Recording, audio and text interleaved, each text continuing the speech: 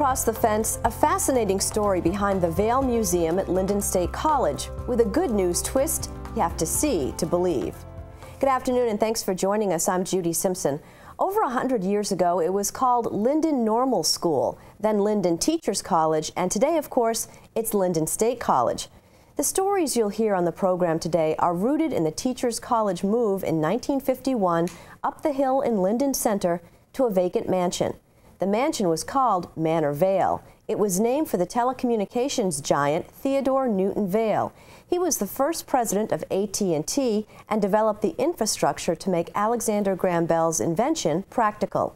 It's often said that Bell invented the telephone, but that Vail invented the telephone business. The mansion was condemned in 1973, and to the dismay of many supporters, the state had the Manor Vail demolished in 1974. Well, fast forward to 2009 when dedicated Lyndon alumni established an all-volunteer group called the Manor Vail Society. And two of the volunteers are with us. Manor Vail chairwoman Shirley Kent-Jenks is from the class of 1956, and Michael Thurston is from the class of 1974. Thanks so much for coming in. Thank you. Now, let's talk a little bit, Shirley, about why the Manor Vail Society was formed and exactly what it does. Well, Dick Collins was in the class of 53, and he had been on the Alumni Council, and he decided that the current students needed to know that there wouldn't be a state college if there hadn't been a Manor Vail. And so he called about 10 of us to come to his house and have lunch. You know, that got us there. He makes good pies. And from that first meeting, we have been able to raise money, and there was an original museum, but we were able to move it upstairs near the registration and the alumni office, and every incoming class gets to go through it. Excellent. And so, Michael, you have a new exhibit opening in the Vail Museum this coming weekend. Yes, and it's quite an exhibit. It's called The View from the Balcony. And the reason for that, it's actual artifacts from Vail's personal library in the North Tower. And when we unveil, pun intended, this exhibit on Saturday, it'll be the first time that these railings have been seen in 40 years. You know, September marks the 40th anniversary of the destruction of Vail. And what these artifacts are is mahogany arcaded balustrade. Okay. And in normal language, that's a balcony rail with arches on top.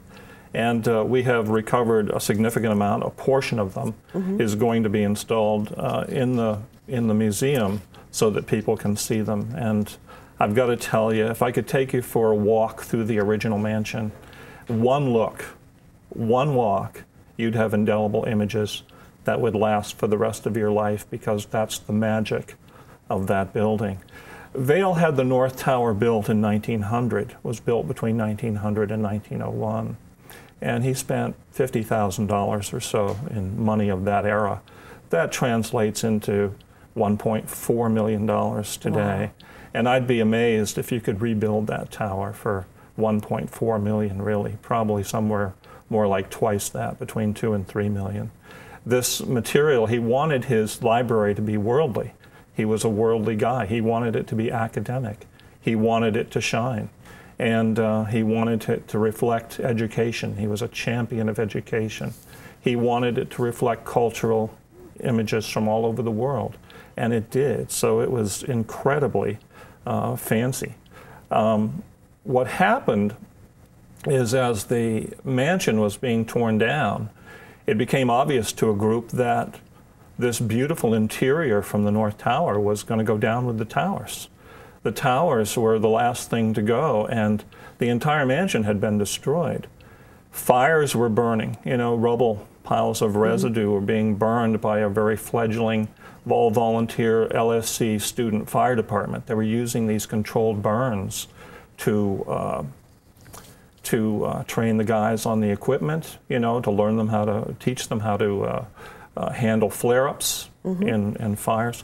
And so this group decided they were going to go into the North Tower and rescue these railings, and thank God for them, but it was kind of an iffy proposition because these fires were burning literally. This was on October 4th, 1974, a Friday.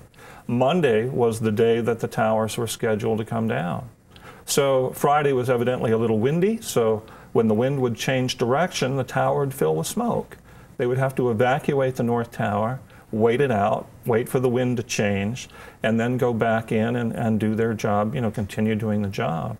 The other obstacle that they faced, and I don't know if they knew this going in or not, but part of the support system for the balcony floor, this was a sort of a mezzanine level or a second floor balcony, and the room was open from floor to ceiling. So you could look up around and all the book stacks were on the mezzanine level. You'd go up and you'd get your book and return to the floor level where the study areas were and put a fire in the fireplace and read a good book on a cold winter night.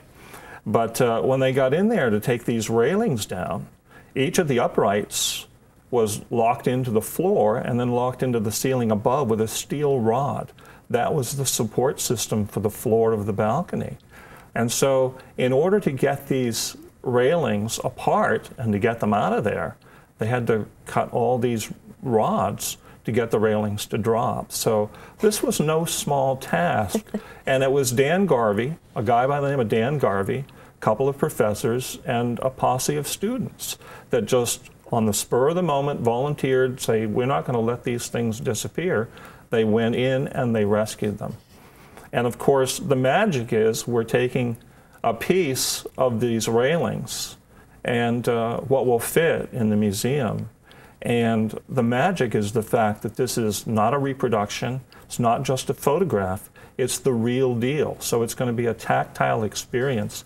These railings have been missing for 40 years. Yeah, well, let's talk a little bit about, because the railings were rescued, but then they were missing. And so Shirley, tell our viewers how the mystery of the missing railings was solved. Well, 2 years ago, two of our members came on across the fence, and they were talking about the opening of our new museum. But in talking, they said that we were looking for artifacts and pictures, and if you had any, to let the alumni office know. Lo and behold, the alumni office got a call from a man named Steve Tillotson from East Corinth. And what happened next? Well, we kind of need to have Steve talk to us about that, don't we? Well, we had one member who sort of went, you know, immediately wanted to know if these were the real deal. Yeah. And so it was Dick Collins, the founder of MVS. So he's in Stowe, he jumps in his car and drives to East Corinth and hooks up with Steve, and then you know, the rest Steve can tell you. Well, Steve is here to continue the story. He owns an architectural salvage company in East Corinth, and he was watching across the fence while he was eating lunch that day. And so what caught your attention? Well, first of all, I watch this program every day. Good answer. We do. That's our thing. When we have lunch. But I'm sitting there and I'm watching Dick on the show, and he's talking about that. And I was interested because my mom went to Lyndon, so 1944, class 1944, and I'm watching it, and they're talking about this the Vail Manor, and I'm thinking, well, wait a minute. I just bought a whole bunch of stuff up in Lyndonville out of a barn up there. And I says, you don't suppose some of that stuff came out of there? And it was very intricate stuff. So I said, well, what the heck? I wrote his number down. I said, what the heck? I'll give him a call. You know, you never know. Could be. Could be. Right. So I called him later that day, I think.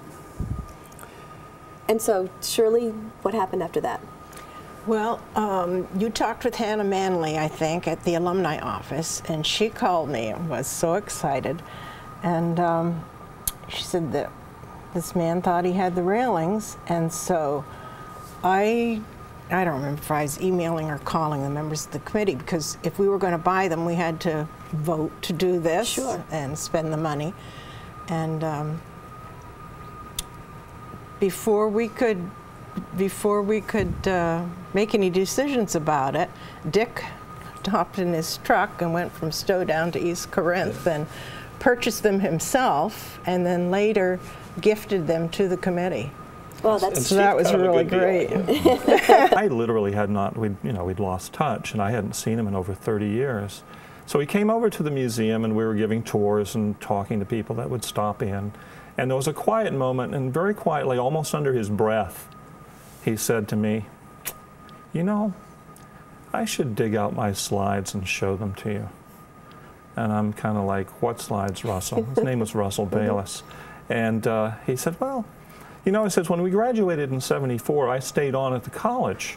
I was there for the next year because I got a job, and I was part of the media department, so I had keys and access to the entire campus." And he says, "You know, I've always been sort of an amateur photographer, and I had a good camera, a couple of good lenses. And I thought, I need a project. I need a photographic project to take me to the next level." And he says, "You know, I was thinking about all these different things because, you know, Northeast Kingdom is so beautiful, all kinds of things that you might choose. Just by chance, it dovetailed with the destruction of Vail." He says, "That's what I'll do. I'll document the destruction of Vail." And he did so. And what makes his collection so remarkable, we're going to see some pictures now, is that he did it from beginning to end. He did it. He approached it like a photojournalist.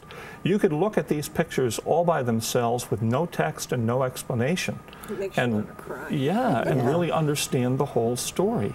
He snuck inside the building, took pictures that, you know, were kind of off limits, but he did it anyway because he knew they were images that he had to get, and that when this mansion was gone, it would be gone.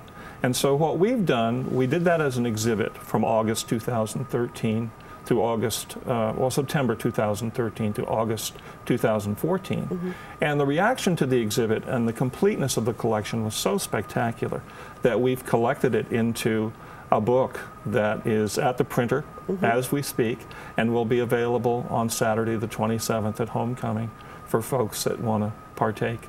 And it's a commemorative book that contains almost the entire collection of photographs that he took. I think he took about 65, 70 images. And it's just, they're images that stir up all those old emotions. And the logic in doing a book like this is that we hope that it informs people of what happened so they don't forget, and also that it will stimulate them to volunteer, to get involved with the Manor Vail Society and help us continue this work. Because the more we find, the more we'll do. Tell us a little bit about what people can see when they come to the museum. I mean, it's amazing that you have this documentation of deconstructing that huge building. But what can people see when they come? The first thing that they'll see as they go through the front door of the museum is actually the front door of Vail's house.